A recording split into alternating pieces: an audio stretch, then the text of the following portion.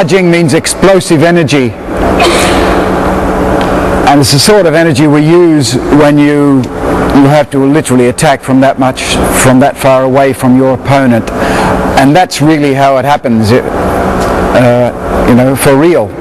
You never have time to step back and do all this stuff, or throw a nice toe kick. You just don't have any time to do that in the real fighting world, the real self-defense world. So someone's there before you've got time to blink, and so you've literally got to be able to attack from there or wherever your hands are.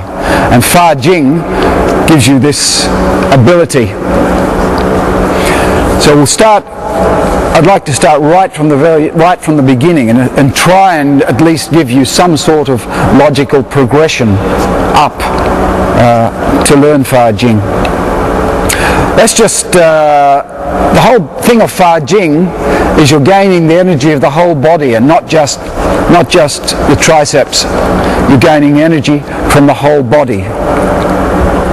So what the body does, the attacking portion will end up doing, and you'll have the whole power of the body just in that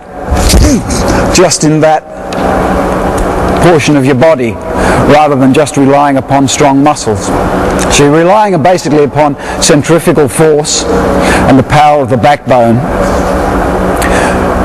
The backbone in Tai Chi in particular, in all the internal martial arts, we're told that we must sung, and the closest thing to sung is to relax. And we're also told many, many times that we must keep the backbone vertical and sunk in order to gain the great power that the body has, because most of us only ever use a portion of our total power. So if you can access this hidden power in the body, then your level of martial art rises up a few steps. And a lot of that power comes from your backbone. If you look at a backbone, you'll find that each vertebra looks like a capacitor in electricity, with the electrolyte stuff in the middle of it. And that's exactly how it works. In Chinese, qi represents electricity. That's what the power that we have is electricity. You know, when you brush your hair in the dark and the sparks start flying, people can even turn on fluorescent lights because they have so much energy in their body.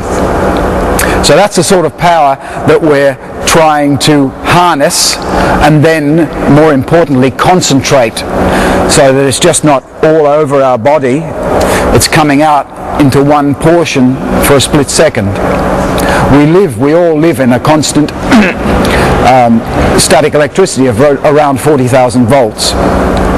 That's our natural living.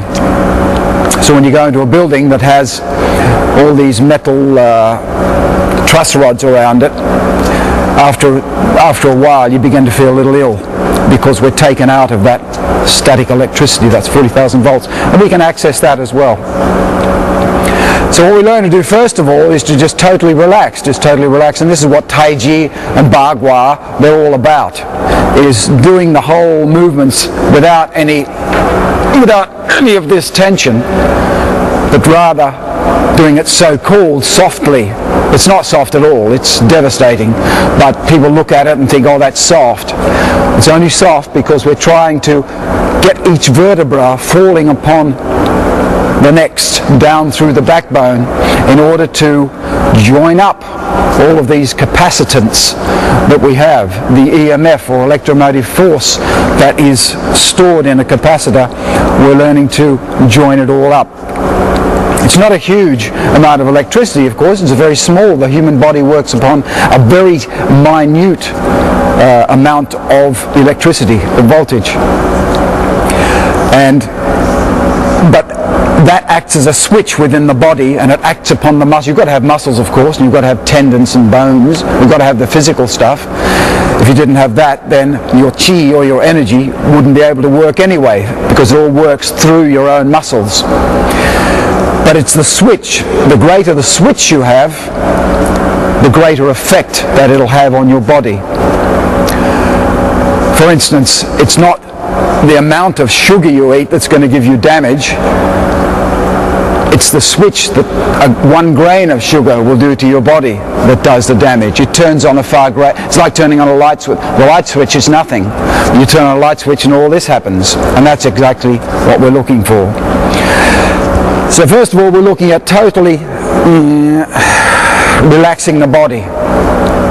So if you just stand with one knee bent and one leg forward of the other,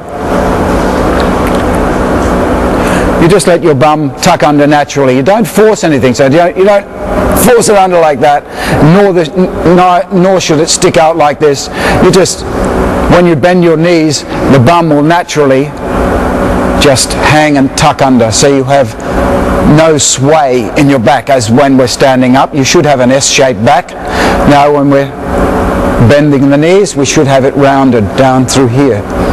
This also activates what's called the reptilian brain. I won't get into that too much today.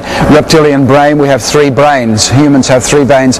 Dogs have 2 brains. Snakes have 1 brain. The 1 brain is the brain stem. That's in the human beings. Even medical science now recognizes that once the brain stem stops pulsing, that's when you're dead. So that's the sign that you're dead. Not that your heart has stopped, but the fact that your brain stem has stopped, and that's your reptilian brain.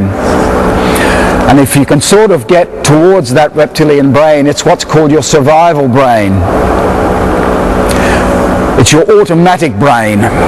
So we humans have built ourselves so sophistically away from our reptile brain over the years that we really don't have any natural sense of survival as animals do, for instance. Animals survive much better than human beings, of course. So what we try to do is to get back that natural sense of survival by activating that part of the brain which is sort of asleep now, and that's the reptile brain. And it's situated here, of course, right in the back of your head.